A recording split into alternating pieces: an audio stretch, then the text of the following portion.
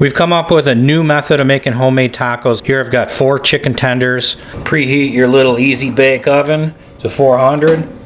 Plop those in there for about 25 minutes. Okay, the tenders are done. We chop these up. We use 4 of them because that's going to make 2 tacos for 2 people. Start by adding some lettuce, some cheese, a little bit of onion, some tomatoes, and the chicken nugget.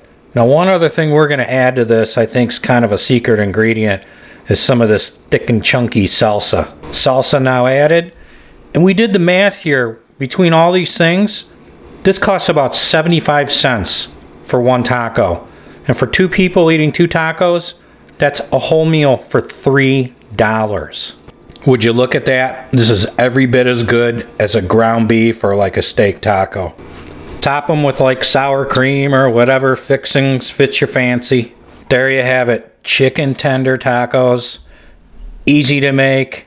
Very inexpensive. Total prep time, the busy work, 5 to 10 minutes. Feeds each person for about $1.50. You can't beat that. I'll put a few other recipes up here at the outro. Thanks for watching.